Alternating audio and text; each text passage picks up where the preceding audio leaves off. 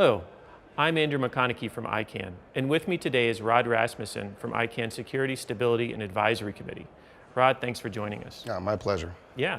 So I understand the SSAC recently gave a presentation on IDN homographs and specifically IDN homographic attacks.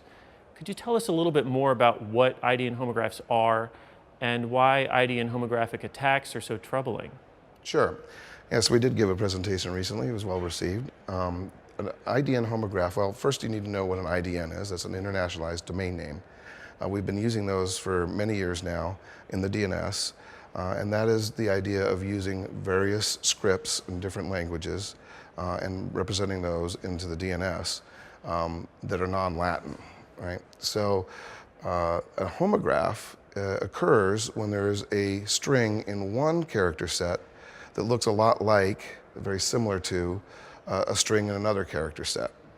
Now, depending on the context of the language, you usually don't have a problem with homographs because you have other words around it to associate with that string that's the troublesome one potentially, and you can understand what it is as a native speaker or native reader of that language.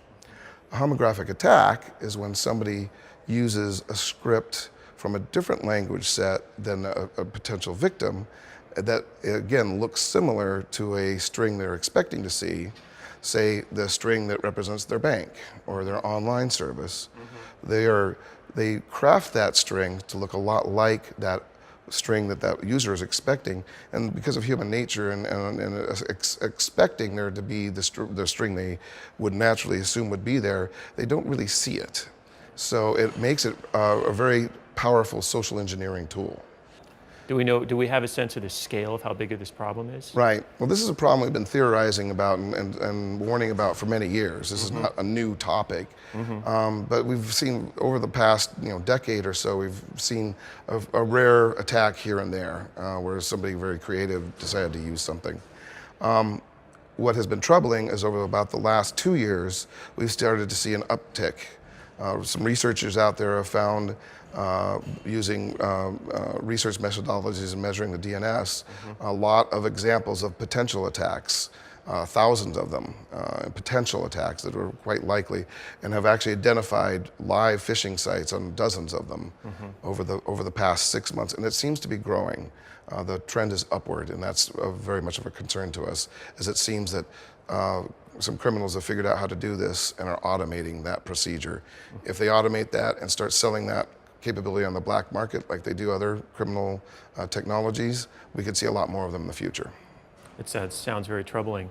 What are some things that community members or network operators can do to maybe address this threat or help mitigate it? Right. So first of all, it's important that they realize it's an issue in the first place because this definitely has potential impacts on things like universal acceptance. If people don't trust that the strings that are being presented in different IDNs are trustworthy, then they're likely to block them. Mm-hmm. And we're also seeing these being used in what's called business email compromise attacks. That's phishing attacks, emails sent to business leaders or a CFO of a company, and they're extremely effective in that attack scenario because it's in your email from headers and things like that. So they're very powerful there. So there's two things that we've suggested that people take a look at. That's around awareness and around tools. So awareness, end user education is important, and education of people who make browsers and email clients and those kinds of things that can actually help assist users render things and warn them when there may be an issue. Mm-hmm. Of course, the registrars and registries themselves need to be aware this is happening, so they may be able to take some countermeasures when they see these kinds of things being registered. On the tools, one of the things about homographic attacks, they're different than other attacks of lookalike domains that we've had for many years.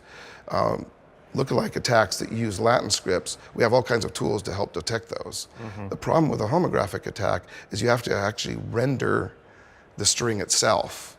in order to see that it's something. So usually it takes the human eye.